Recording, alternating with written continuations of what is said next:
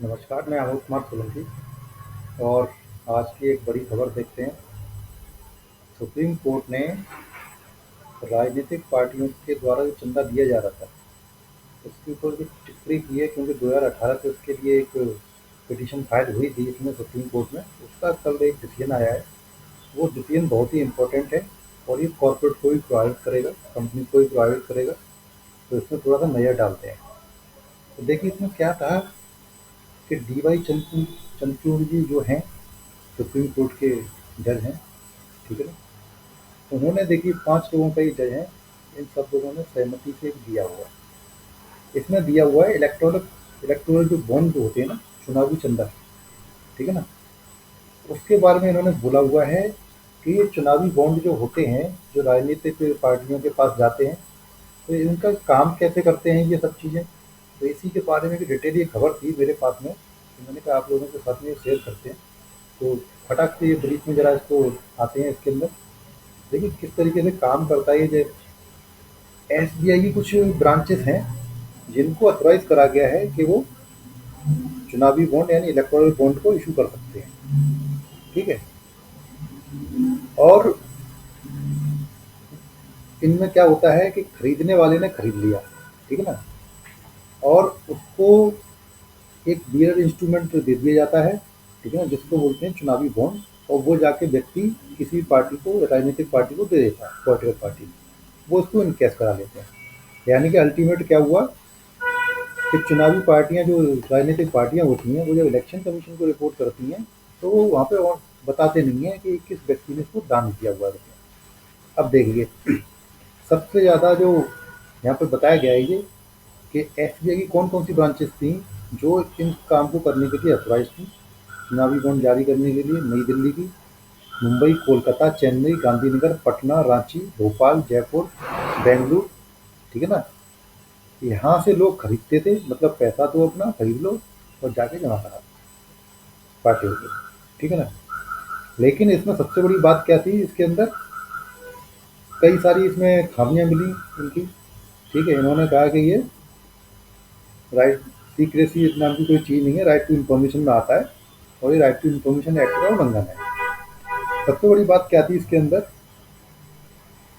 ये बताया गया था कि पहले क्या होता था 2018 से पहले, अगर कोई कंपनी, लिस्टेड कंपनी है या प्राइवेट लिमिटेड है, कैसी भी है, अगर उसको किसी राजनीतिक पार्टी को अगर चंदा देना है, तो उसके लिए कंडीशन ये रखी जाती थी कि वो पिछले 3 साल का प्रॉफिट निकालेगी अपना, उसको एवरेज करेगी, उसका भी जो एवरेज करके जो फिगर आएगी उसका 7.5% की फिगर जो निकलती है उतने बराबर चंदा दे सकती है।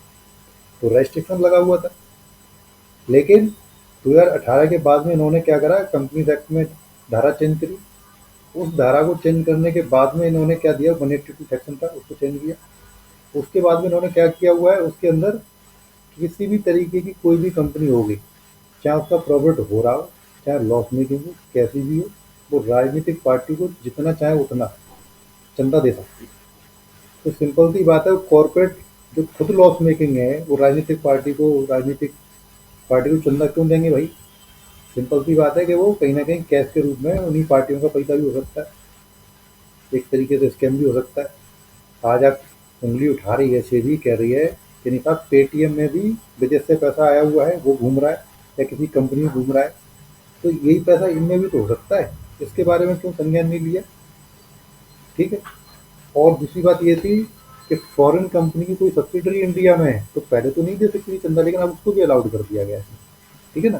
तो कई सारा इसमें काफ़ी चंदा मिला है पार्टियों को। देखिए कितनी कितनी फिगर दिए इन्होंने। ये देखिए 2017-18 यानी 18 से लेकर 2023 तक का बताया गया है कि 5 साल के अंदर बीजेपी को देखिए 6,566 करोड़ का चंदा मिला, कांग्रेस पार्टी को 1,123 करोड़ का मिला, तृणमूल कांग्रेस को मिला है 1,093 करोड़ को, बीजेपी को मिला हुआ है 774 करोड़ को, द्रमुक को मिला है 617 करोड़ का। यानी कि जो अपने अपने राज्य में कहीं ना कहीं इनकी सरकारें हैं, तो ये यहाँ पर दे रहे हैं। अब कॉर्पोरेट हाउस इनको चंदा दे रहे हैं पार्टियों को, तो सिंपल सी बात है, फ्री में तो नहीं दे रहे हैं। वो अपने काम कराएंगे, टेंडर लेंगे, तो उनके लिए सपोर्टिंग का काम करता है।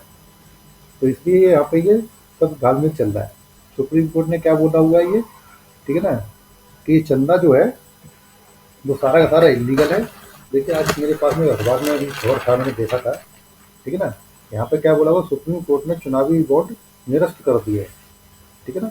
और इसमें ये बोला हुआ है कि पिछले 15 दिन के अंदर जो भी चुनावी बॉन्ड जारी करे गए हैं उनको वापस लौटाना होगा, जो इनकैश नहीं करे हैं राजनीतिक पार्टियों ने, ठीक है ना, वो जिस व्यक्ति ने दिए हैं उसको वापस करने पड़ेंगे पैसे। तो एक तरीके से क्या है, सुप्रीम कोर्ट ने जो राजनीतिक पार्टियों के बीच में जो चल रहा था ना, क्या हम बताएंगे भी नहीं किस व्यक्ति ने पैसा दिया हुआ है, ठीक है ना। अब वो पैसे का जब डिक्लेरेशन ही नहीं है तो फिर उसका फायदा क्या है। कभी किसी को भी मालूम ही नहीं पड़ेगा किस व्यक्ति ने चंदा दिया ये, ठीक है ना। ना देश की जनता को मालूम पड़ेगा, ना किसी को पता पड़ेगा। और दूसरी बात ये, राजनीतिक पार्टियां जो होती हैं ये तो इनकम टैक्स जमा करती नहीं, ठीक है ना, ना इन पर जीएसटी है कुछ भी। और नॉर्मल व्यापारी होता है, उसका 25 लाख का भी टर्न हुआ तो उस पर जीएसटी एप्लीकेबल है, इन पर भी नहीं है भाई, ये इनकम टैक्स भी नहीं देते, ठीक है। और जो व्यक्ति इनको चंदा देगा उसको छूट मिलेगी अपने इनकम टैक्स रिटर्न में, या बैलेंस शीट में लेगा, कॉर्पोरेट भी लेती होगी उसको, ठीक है। तो इस तरीके से यहाँ पे ये सारा घालमेल चला था, सुप्रीम कोर्ट ने आज उस पर रोक लगाई।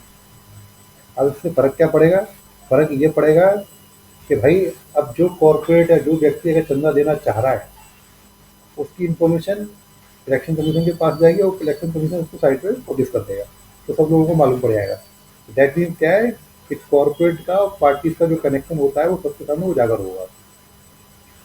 तो इससे एक तो ये भ्रष्टाचार का जितना भी तकलीफ है वो खत्म होगा धीमे धीमे करके। और देखिए कई कई लोगों की प्रतिक्रियाएं आ रही हैं अभी पॉलिटिकल लोगों की प्रतिक्रिया देखने का रिएक्शन देख रहे हैं हम लोग, ठीक है ना। बहुत अच्छा फैसला ये है, अंदर से दुखी तो ये भी होंगे सब,